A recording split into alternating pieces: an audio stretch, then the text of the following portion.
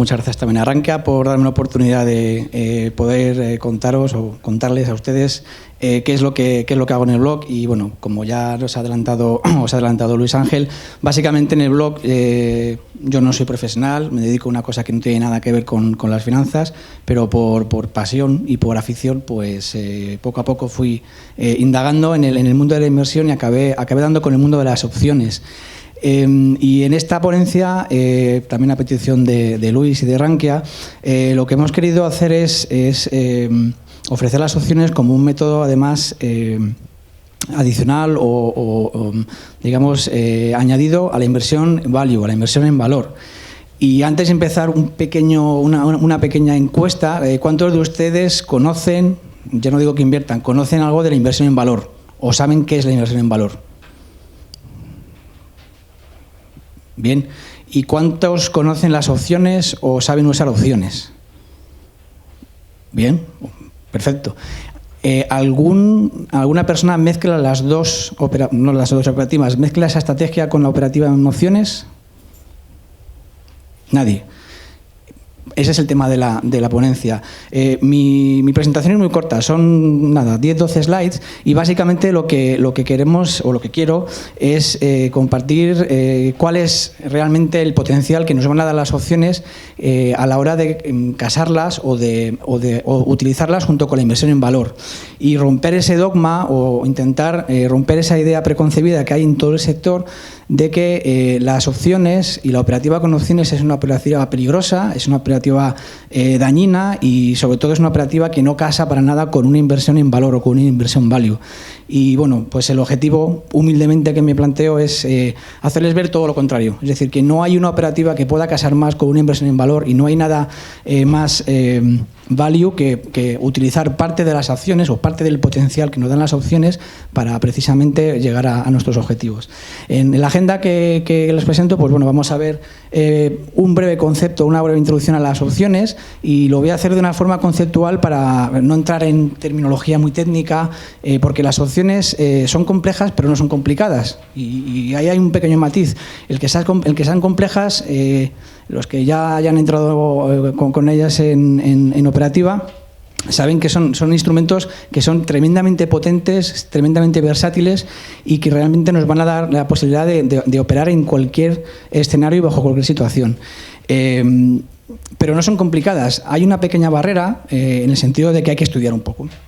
Hay que leer, pero precisamente para los que somos o para los que nos gusta la inversión value, sabemos que hay que leer mucho y hay que estudiar.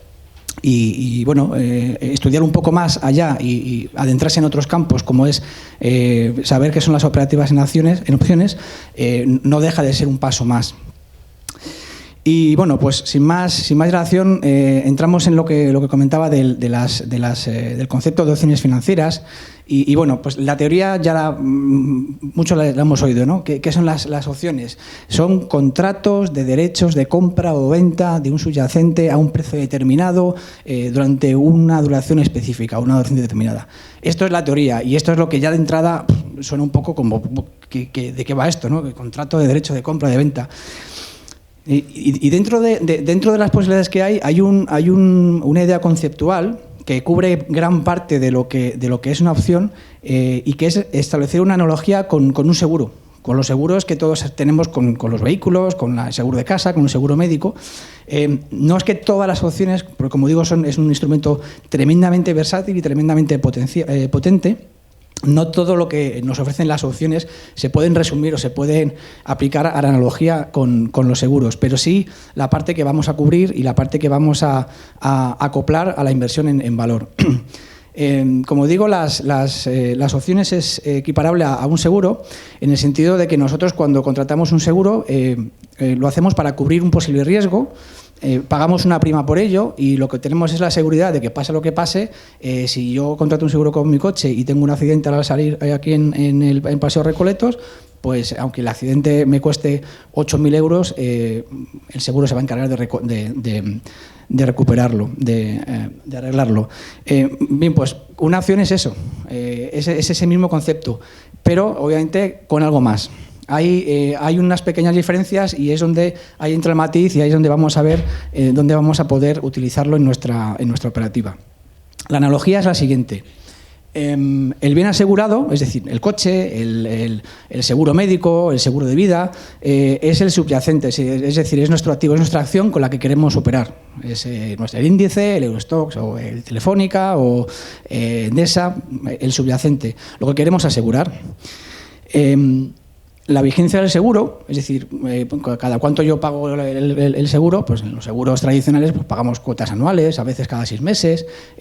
Durante la vigencia de ese seguro estamos cubiertos, digamos, por las eventualidades que nos puedan ocurrir. Pues esta es la equivalencia al tiempo de expiración, eso que veíamos, es un contrato, derecho de compra de venta durante un tiempo determinado, bueno, pues es simplemente el tiempo en el que ese seguro está vigente. Los niveles de cobertura, es decir, cuánto me va a cubrir mi seguro de casa si tengo un incendio o si se inunda o si meto los muebles y las joyas y tanto. Cuanto más cobertura ponga, obviamente más cubierto voy a estar, pero más voy a pagar, más prima voy a pagar. Pues esto es el equivalente, operando con opciones, con lo que llamamos los strikes. Los strikes es simplemente los niveles de precios que vamos a elegir. Si yo quiero hacer una cobertura para no perder por debajo de un nivel muy cercano a la cotización actual y a la cotización en el que yo tengo las acciones, obviamente ese seguro me va a costar mucho, porque a la mínima que haya una bajada en el subyacente, ya digamos ese seguro me va a tener que cubrir esas pérdidas, por lo tanto yo voy a tener que pagar más. ¿Qué quiere decir? Más cobertura, más nivel de cobertura, más precio va a tener que pagar. ¿Qué es la última analogía? La prima, que además se llama igual, curiosamente, o no curiosamente, por algo viene, la prima del seguro es la prima de la opción, es decir, el precio que yo pago por ese derecho de compra o por ese derecho de venta. Y la diferencia fundamental es esta, es que el subyacente, es decir, el bien asegurado, se puede y se va a intercambiar entre comprador y vendedor. Esta es la diferencia fundamental con la analogía de los seguros. Los seguros tradicionales se asegura un bien que se deprecia, es un bien depreciable, con lo cual el que vende ese seguro no le interesa quedarse con ese bien una vez que le suceda un siniestro. ¿Por qué? Porque es un bien que se ha depreciado en el tiempo. Con un subyacente, con un activo financiero, no son bienes depreciables, son bienes que se pueden depreciar o no. Y entonces lo que nos va a permitir es que en esta analogía podamos, y se vaya de hecho a intercambiar ese bien, ese subyacente, entre comprador y vendedor. Y donde está la potencia realmente de las opciones es que nosotros, como inversores retail o como inversores privados, vamos a tener la posibilidad de vender el seguro. Es decir, vamos a poder vender un seguro a una contraparte. Con cuidado, porque obviamente, como todos podemos suponer, las grandes corporaciones, las grandes compañías de seguros, tienen que tener una gestión del riesgo muy amplia y muy potente para efectivamente evitar que tengan cualquier tipo de susto con sus cuentas financieras. Entonces, bajo este prisma o bajo esta analogía, vamos a esbozar dos ejemplos básicos de uso de opciones en una inversión. Y después vamos a aplicar a cómo podemos utilizar esto en una inversión en valor. El ejemplo más típico es el de comprar una cobertura. Estamos hablando de comprar un seguro. Pues si soy un inversor en value a largo plazo, estoy invertido en Endesa y llevo invertido desde el 2014 y llevo una bonita revalorización. Ahora mismo está cotizando en contra 24 y digo, es que yo no sé si va a vender ya, no estoy seguro, pero es que quiero cubrirme por si acaso de aquí a fin de año pasa cualquier cosa, viene el apocalipsis, viene todos estos que estamos hablando de que va a venir la siguiente gran crisis, pues me quiero cubrir. Vale, pues alguien puede pensar, le pongo un stop loss de estos, ¿no? Un stop loss no cubre, realmente no es un seguro para nada, porque si ocurre algún cisne negro o verde o amarillo y al día siguiente mi acción baja un 40% y tengo el stop loss puesto al 5% de bajada, me como el resto. Esto con un contrato, con una opción, no nos va a pasar, porque tenemos totalmente cubierto todas las eventualidades que puedan ocurrir por debajo de ese precio. Si yo elijo comprar un seguro, en este caso sería comprar una put, en terminología técnica, que no quiero entrar más en detalle sobre esto, compro un seguro en 20, de aquí a enero del 2020, quiere decir que cualquier cosa que ocurra con el subyacente, con el activo, de aquí a final de año, la voy a tener cubierta. Voy a pagar un dinero por él, voy a pagar una prima, y ese dinero o esa prima va a depender también, evidentemente, del mercado, de cómo cotice. Estos precios las primas de las opciones varían también en función de la situación de mercado. Hoy seguramente, estas gráficas de hoy o de ayer, ese seguro me cueste barato porque bueno, hay una tendencia al alza y no hay demasiada preocupación en el mercado. Si mañana se vuelven a caer no, vamos a pensar que no, vuelve a haber un atentado tremendo o pasa cualquier Armagedón y cae todo de golpe, va a haber un pánico en el mercado y la gente se va a lanzar, o los inversores y los fondos, se van a lanzar como locos a comprar protección, a comprar puts. Y que esto quiere decir que el precio de la acción se van a disparar. Con lo cual ese precio también es dinámico, varía un poco en función de la situación del mercado. Y el siguiente ejemplo es muy sencillo. Si yo como inversor value quiero comprar Santander y entiendo que ahora mismo que cotiza en torno a 4 es un buen precio, seguramente piense que a 3,5 es mejor precio todavía. Entonces aquí hago la operación contraria. Le vendo un seguro a una persona que quiera asegurarse que no baje por debajo de 3,5 con la intención contraria, es decir, con la intención de quedarme las acciones de Santander si bajan de 3,5 de aquí a el final del vencimiento. Porque hay una cosa que está clara, yo por lo menos no tengo ni idea de lo que va a hacer el mercado el mes que viene y la semana que viene y los 6 meses siguientes. No tengo ni la más remota idea ni la pretendo tener. Porque, bueno, pues lo pongo con esta flechilla, el mercado puede subir, puede bajar o puede dar vueltas en círculos. Es que nadie lo sabe. Y yo, desde luego, no lo sé. Ni pretendo tener la bola de cristal que me diga hacia dónde va a ir. Pero sé que el precio de Santander a 3,5 a mí me convence. Si de aquí a que venza ese tiempo de esperación Santander baja de 3,5, yo me voy a quedar con acciones de Santander a 3,5. Y además me voy a llevar esa prima, ese dinero que yo he cobrado a la persona a la que le he vendido la opción, con lo cual el precio real de venta, de adquisición de Santander va a estar por debajo de ese 3,5. Va a ser 3,5 menos la prima que haya cobrado por el seguro.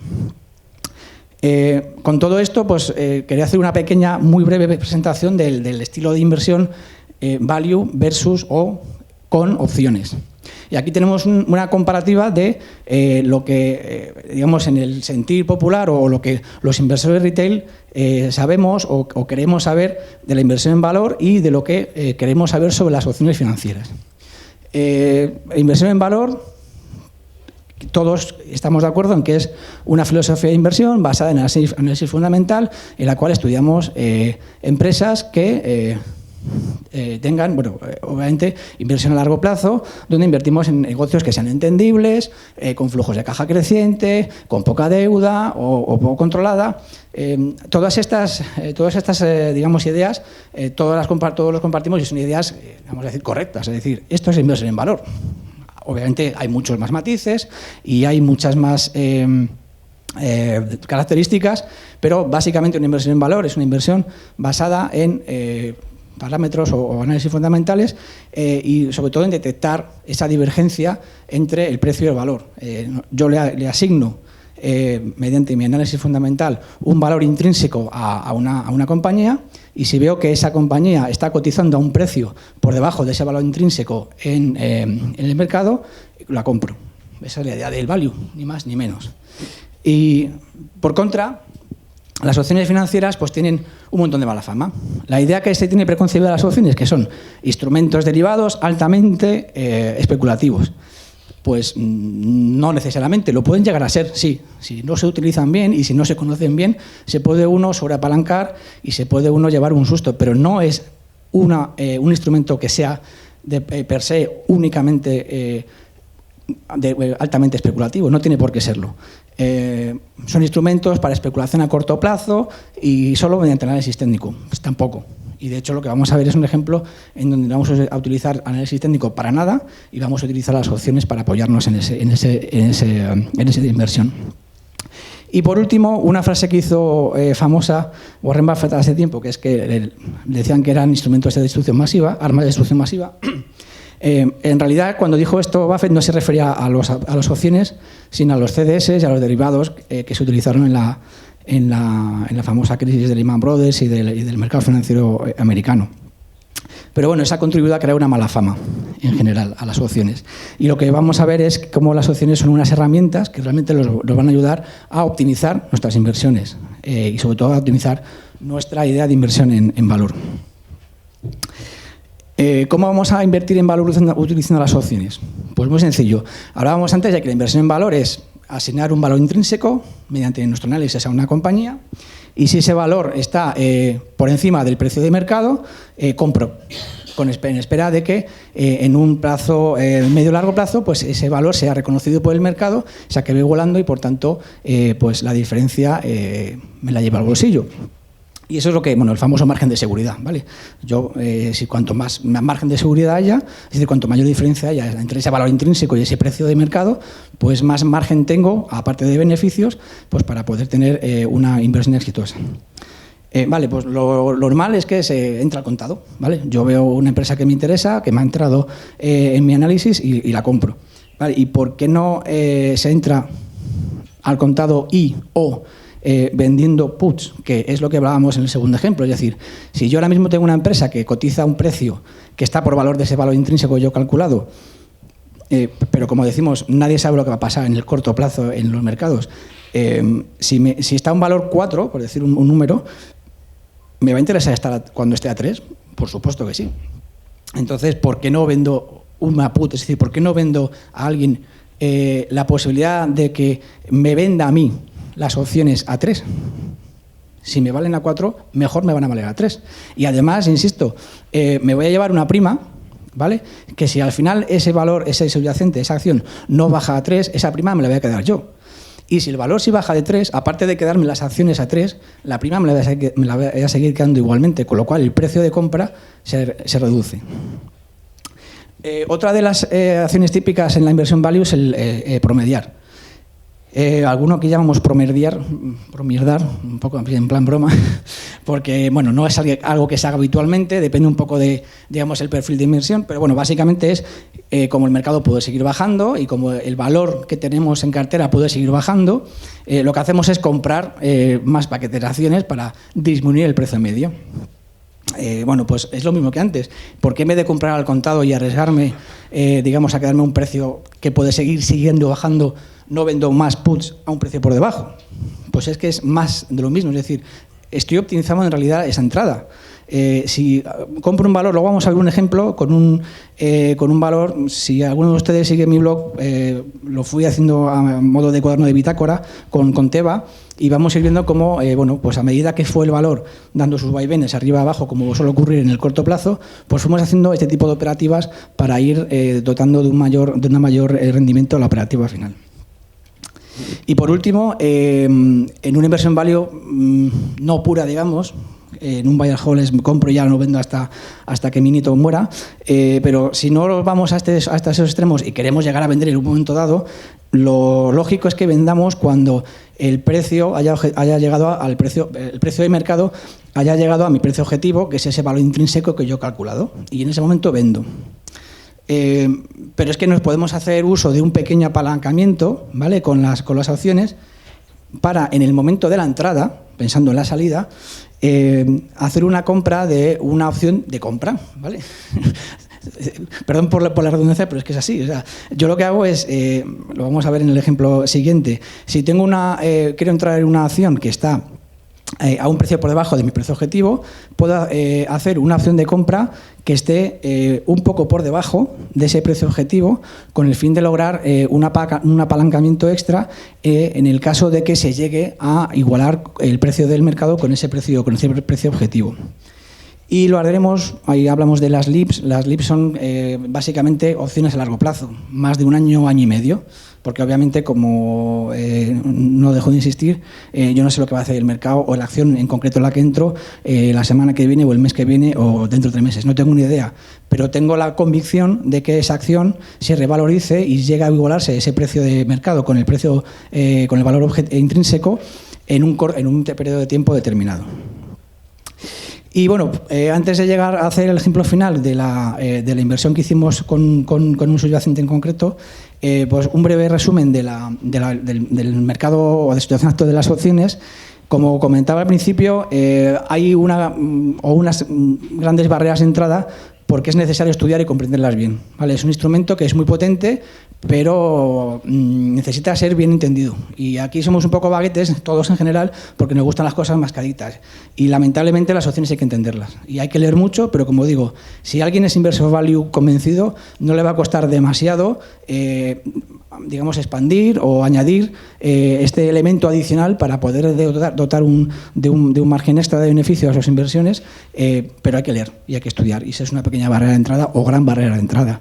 La siguiente, como decía, es que hay una mala prensa. Están vistos como instrumentos del diablo, que revienta cuentas y, bueno, sí, pueden llegar a reventar cuentas, pero si se usan mal. Por eso es importante conocerlas bien para no emplearlas incorrectamente. Y por último, es que no todos los brokers las ofrecen, sobre todo en España. Y además es que, lamentablemente, y esto sí que es para mí el peor de los escenarios, es que lo que es el MEF, el mercado español, hay muy poca liquidez. Salvo las grandes, Telefónica, Santander, BBVA, el resto de acciones del IBEX, aunque son opcionables, es decir, tienen opciones, la liquidez, es decir, el volumen que se mueve es muy bajo. Y esto, bueno, pues espero que con el tiempo pueda llegar a cambiar a medida que más inversiones retail también pues, nos vayamos animando.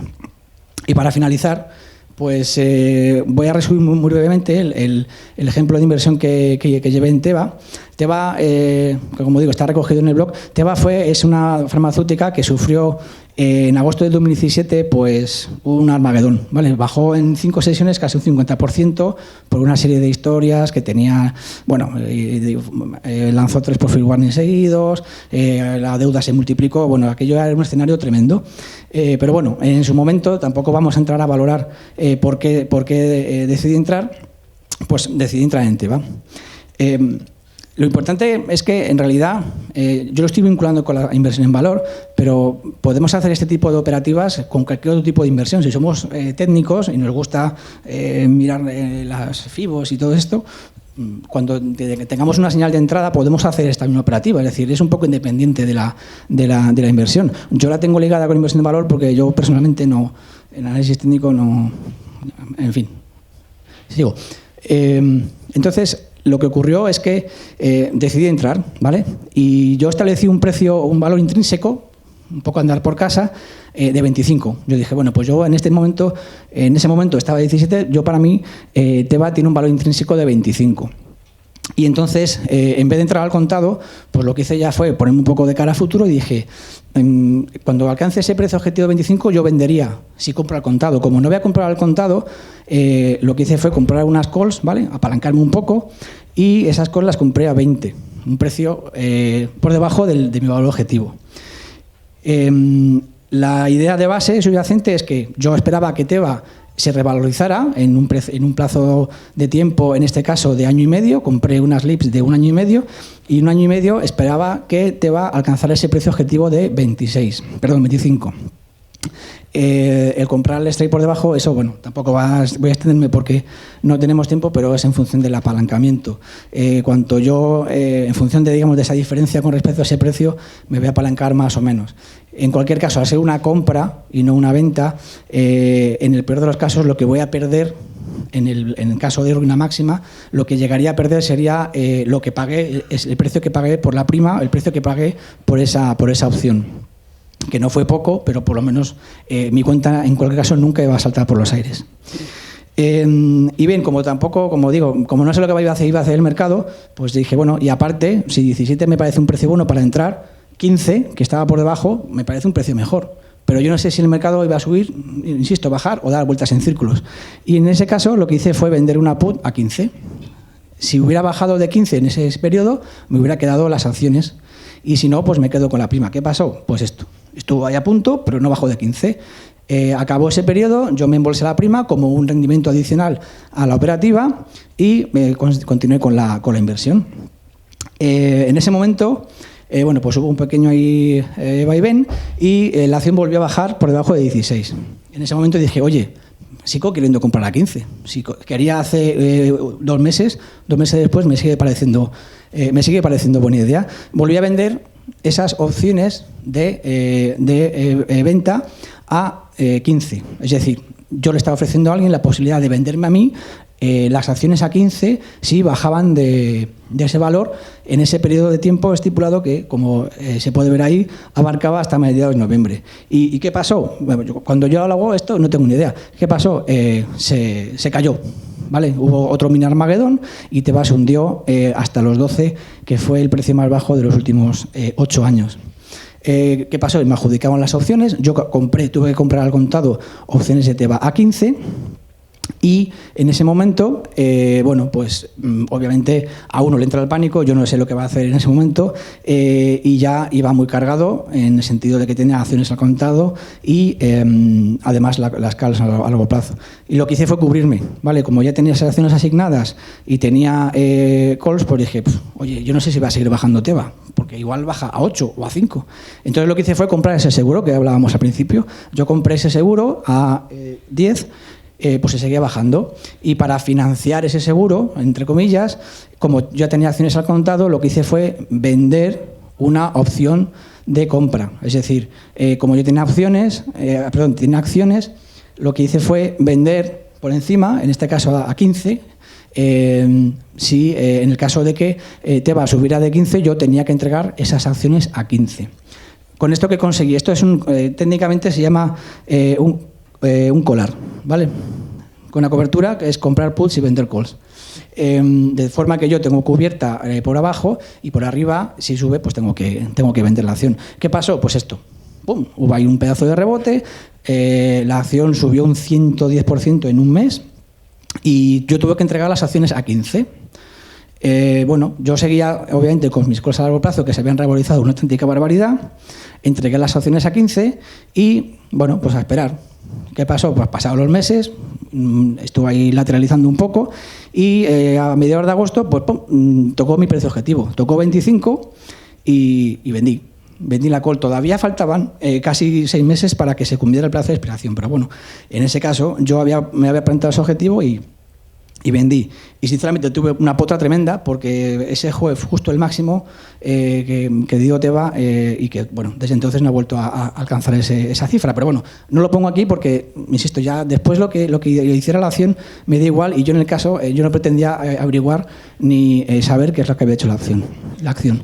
Estos fueron los resultados. Cuidado con las rentabilidades, no lo pongo aquí como en plan group. Simplemente, a modo explicativo, se invirtieron se obtuvieron $1.560 de resultado bruto para un capital inicial invertido de $1.000, que fueron las calls iniciales. Además, bueno, pues obtuvieron esos ingresos extra con esos gastos extras de las coberturas de los seguros y el capital total que se llegó a utilizar fueron $6.000, que coincidió con los 2 meses que tuvimos las acciones al contado en la cartera. Y pues esto es todo. Creo que me he pasado bastante.